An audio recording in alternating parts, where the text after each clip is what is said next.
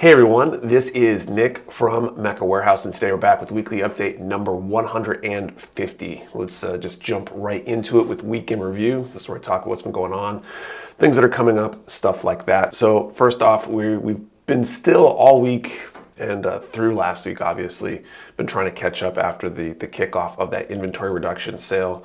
We're in good position right now. I'm filming this Thursday morning. As of this morning, we're probably within about a day of getting caught up. So I suspect, short of some unforeseen circumstance with a lot of extra orders today for some reason, we should be caught up today, or at least be back caught up by Friday, and probably either ending the day today or beginning the day tomorrow with shipping some pre-orders that came in that will be on the restock this week. So that feels good to finally be back there. It's been stressful. We've been way more behind than we've probably been in a while, and for a decent amount of time. I think the only other time that we were this close to being this far behind was back in January with all the HD aerials that caused a massive number of orders throughout that month. So we're getting back there. We made some efficiency improvements. The advent of a new mix of shipping carriers. The post office is definitely taking, USPS is taking a lot more of our shipments than they used to because of those ground advantage pricing changes. So they're beating out UPS on a lot of the stuff that didn't ship to FedEx for the standard shipping items or standard shipping option. And that's been interesting. So we've mixed things up a little bit in terms of where we're putting packages after they've been packed and how we organize that to minimize things like extra walking to carry packages a little bit too far. Because, you know, a 10-second walk, 20-second walk, round trip to drop off a package when it's packed, that adds up over the course of a day if you're packing 50 to 100 packages, right? 20 seconds time 100 is a lot. I won't do the actual math out right now. But the good news is we're back to being caught up, or will be probably by the time you see this. So that's good, that's exciting, and a little bit relieving to be back to kind of normal. It's good timing too. I think the day you're seeing this, Friday, is Dylan's last day, his new last day. He stuck around to help us out with everything that's been going on over the last few weeks, and really appreciate that extra help. It's been great. I don't think we would be caught up right now if he had left a couple weeks ago when it was originally planned to be his last day. So with that in mind, let's move on to the one other week in review topic, and that is some new pre-order policies to go with our new pre-orders this week. I'm not going to talk about what those pre-orders are because the exact set of pre-orders will depend a lot on what listings get prepped today, but we're changing how we're doing pre-orders.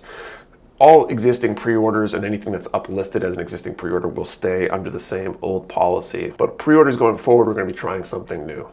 And what that new is, it's going to involve a few different things. One, all pre-orders are going to automatically be subject to a 10% discount. Doesn't apply to older pre-orders. It's just too hard to switch over all the old products, and those will gradually phase out as they come in or sell out. So automatic 10% discount on new pre-orders. Two, we're going to have a 20% deposit option. That's a non-refundable deposit. So rather than pay the full amount up front, you can pay 20% of that discounted price up front, reserving your item. If you want to cancel, that's fine. You just won't get that 20% back. You'll also have the option to pay in full up front, still at a 10% discount. In this case, there's going to be a 20% cancellation fee for pre-orders. So we're doing this, this part of the changes is kind of multifold in why we're doing it. One, the discount should help incentivize you to place your pre-order and get it locked up earlier, make sure you get it and get it at a decent price. I know a lot of people have been holding off on pre-orders thinking they might be able to get an item on sale because there's been a lot of sales, a lot of shops lately. So now you can get it at a discount price up front. Two, the non-refundable deposit or the larger cancellation fee for pre-orders helps save us in that a lot of people in the past have placed pre-orders probably a lot of different places with the anticipation of canceling that pre-order everywhere except for whoever gets it first. That helps them get it fastest. That hurts us because we might change our ordering based on what those pre-order numbers looked like. We want our pre-orders to be actual orders that we're going to ship. We want a minimal number of canceled pre-orders. We want them to all get shipped. So if you want it from us, you can pre-order it. You do a 20% deposit. 10% off. We're paying full if you're worried about, needing to pay for that balance when the item comes in.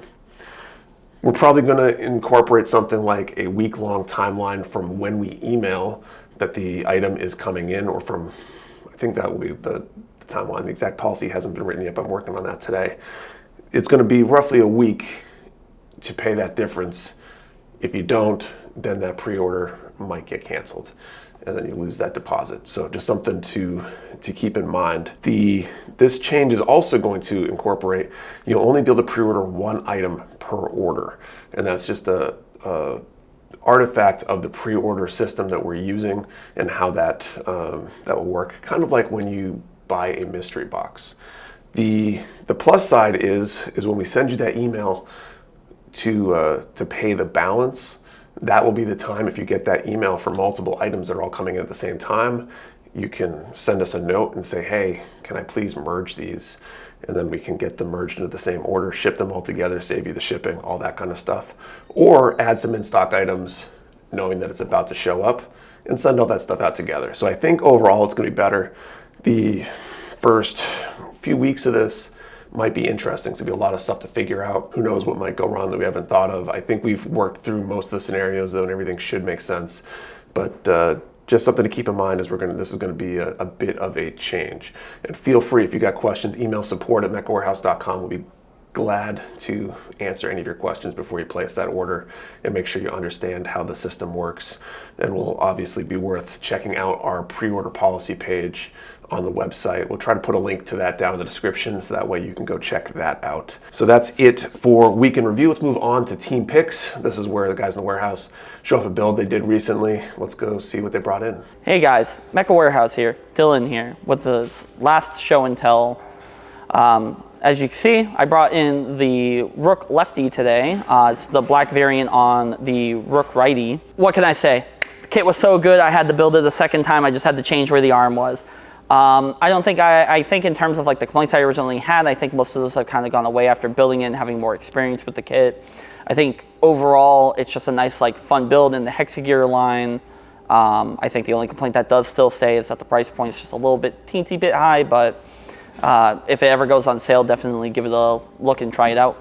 Hey everybody, Alex here from Mecha Warehouse. Today I brought in the 30-minute sister kit, the Tiasha, and I don't really have any complaints about it. I have a couple of complaints about it. Didn't come with the stand. I didn't know that before I bought it, so I would have planned ahead for that. I wasn't a big fan of the wrist joints. I was having issue with that, where when you put the sword in her hand, it's too heavy and the wrist just either goes limp or falls off. I don't know if it's like that for all of them, but for the sword one it was. And I am planning on changing out the hair, because it comes with the like sandy blonde hair, and I saw in the box that you can add purple hair to it, which I think goes better with the red. It just looked better to me. So I might do that in the future, and I gotta buy a stand.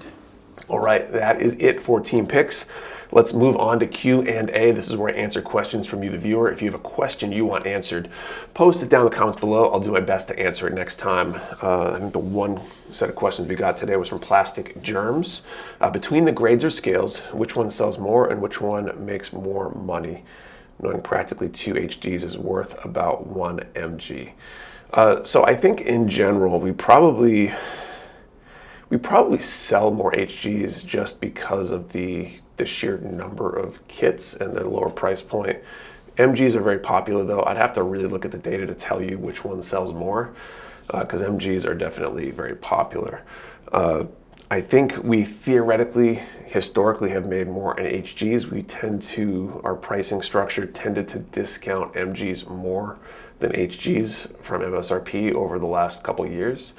That divide is slowly kind of decreased, and I think we're gradually planning on bringing MGs up to MSRP just due to increasing costs and all that kind of stuff. So historically, HGs probably make us more money per pound of plastic shipped, just because there've been less of a discount on lower price items to make sure that there's always that minimum profit margin on a small order.